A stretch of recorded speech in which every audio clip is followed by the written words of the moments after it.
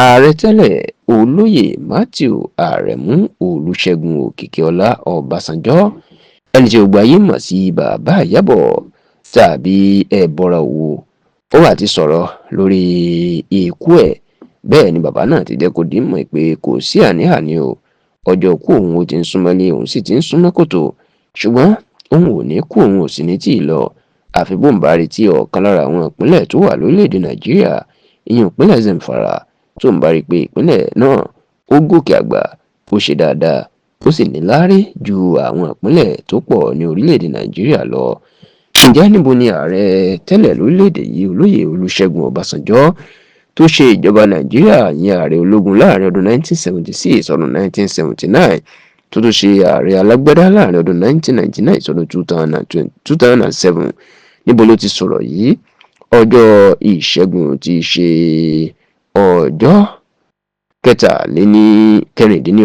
kẹrìndínlógún oṣù kẹfà ọdún tá a wà yìí, the 17th of June 2025 ìyẹn jẹ́ ọjọ́ ìṣẹ́gun, ọjọ́ Tuesday. Ẹni Ọbásanjọ́ ló máa sọ̀rọ̀ yìí lásìkò tó lọ sí ìlú Zamfara láti lọ bá gómìnà Dáúdà Lawal ìpínlẹ̀ náà láti lọ bá ṣe aṣọ lójú ilé ìwòsàn Yeriman Bakura Specialist Hospital tó wà ní ìlú Gusau tó jẹ́ olú ìlú ìpínlẹ̀ Zamfara,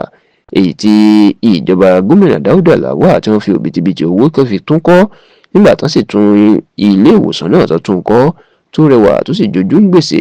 Ẹni gómìnà Dáúdà Lawal ìlú pé olóyè Olúṣẹ́gun Ọbásanjọ́ láti ìlú Abẹ́òkúta ní ìpínlẹ̀ Ògùn pé bàbá kẹ́pẹ́ ẹ̀yin gan-an ni kí ẹ wá bá wa ṣe aṣọ lójú ilé ìwòsàn Yeriman Bakura Specialist Hospital.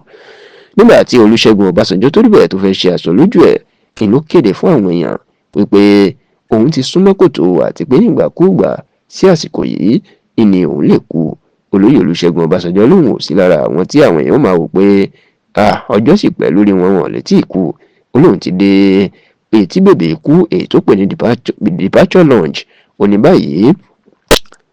òun ti mọ̀ pé òun ti palẹ̀ mẹ́rù òun, ṣùgbọ́n òun kò ní tí ì kú, ó sì wù òun láti rí ìpínlẹ̀ Zamfara láti gòkè àgbà. Ó ní lóòótọ́ gómìnà Dáúdà Lawal ló pe òun láti wá bóun ṣe aṣọ lójú eegun ilé ìwòsàn Yeriman Bakura Specialist Hospital, ṣùgbọ́n tó ní bí wọ́n bá pè òun lọ́jọ́ iwájú òun yóò máa wá sí ìpínlẹ̀ Zamfara láti wá wò bí ìpínlẹ̀ náà bó ṣe ń tẹ̀síwájú. Olóyè Olúṣẹ́gun Ọbásanjọ́ tó wá sọ̀rọ̀ lórí ètò ìlera orílẹ̀-èdè yìí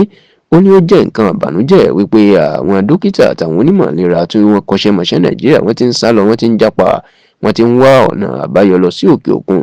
Ó ní ilé ìtumọ̀ sí pé bó ti wù kí ilé ìwòsàn tó dángájá tó ní irinṣẹ́ pọ̀ tó Nàìjíríà, ó ní bí ò bá sáwọn onímọ̀ àtàwọn dókítà